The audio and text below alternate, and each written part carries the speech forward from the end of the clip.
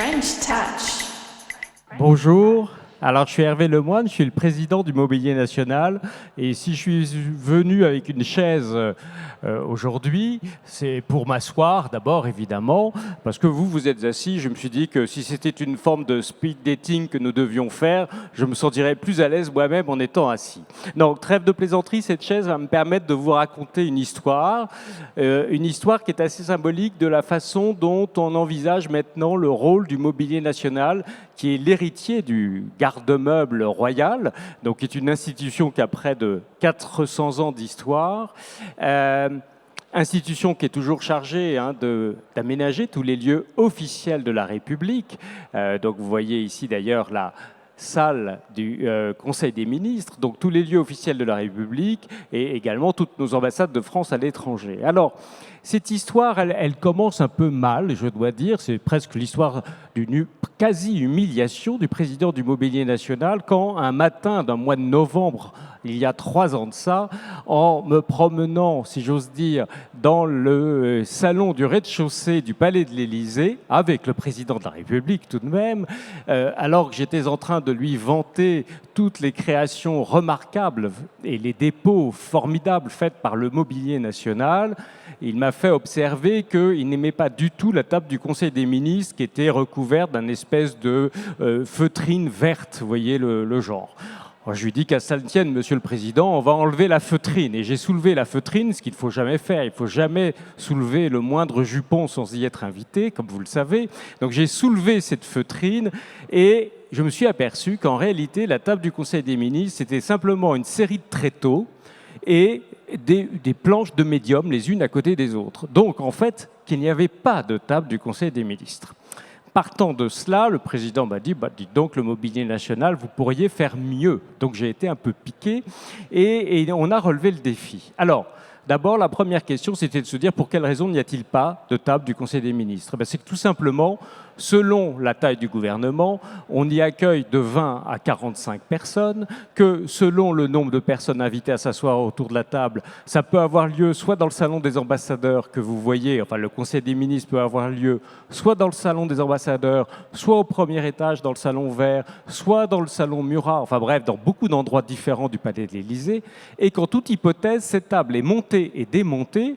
après ou avant chaque Conseil des ministres, ça n'a pas vocation à rester. Et donc, les éléments démontés de la table doivent être rangés après ça dans des sous-sols de l'Élysée avec un monte-charge. Bref, vous comprenez bien que face à la difficulté de l'exercice, tout le monde avait reculé et on s'était dit, écoutez, le plus simple, ce sont des tréteaux, médiums et une petite feutrine. À partir de ce moment-là, la question était de se dire, on va rédiger un cahier des charges très technique pour répondre à toutes les exigences que nous impose le lieu, évidemment, donc le Palais de l'Élysée.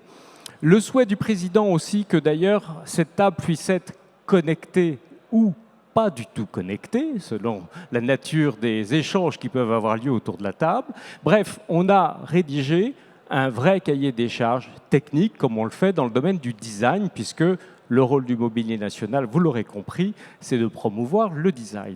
Et à partir de ce moment-là, il y avait le choix de faire appel soit à un designer extrêmement connu, un Jean-Michel Wilmotte, un Philippe Starck, une India Madhavi, soit au contraire de faire le pari de la jeunesse. Et c'est ce qu'on a fait. On a fait le pari de la jeunesse en ouvrant ce concours pour la nouvelle table du Conseil des ministres aux tout jeunes de nos écoles d'art appliqué, donc l'école Boulle, l'école Olivier de Serres, qui s'appelle ENSAMA maintenant, l'école des arts décoratifs, bien sûr, etc. Et donc, on a fait ce concours en faisant le pari de la jeunesse. Je dois dire que les membres du jury, qui étaient justement ces fameux grands designers dont j'évoquais les noms, étaient un peu dubitatifs sur la capacité que des jeunes auraient à véritablement répondre à des enjeux aussi techniques et complexes que ceux que nous étions en train de leur proposer. Et le résultat a été époustouflant, c'est ce que vous voyez là, puisque je vous rappelle que selon le cahier des charges, c'est la table que vous voyez qui fait 13,80 m de long et qui est en béton, je dis bien qui est en béton, et pour autant très facilement transportable avec des éléments très légers et répondant donc à toutes les clauses techniques de notre cahier des charges. Ce qui veut dire qu'en réalité, ce pari de la jeunesse a été un pari gagnant et surtout, ces jeunes que nous avons donc invités à concourir ont inventé des solutions techniques auxquelles nous n'avions pas pensé et que si cette table est en béton, elle demeure néanmoins très légère parce qu'elle est sur une structure de nid d'abeille, ce qui fait qu'en réalité, chaque élément ne pèse pas plus de 15 kg. Et l'autre principe que nous avons retenu, c'était de dire aussi, la table du Conseil des ministres, elle doit représenter l'ensemble des talents français partout sur le territoire. Et donc, même si nous avons des ateliers de création au Mobilier National, il faut qu'on associe des entreprises de savoir-faire à la réalisation de cette table, comme de cette chaise. Et par exemple, pour cette seule chaise, vous avez 4 ateliers qui sont l'un dans les Vosges, l'autre en Charente, le 3e en Seine-et-Marne, le 4e à Paris, qui ont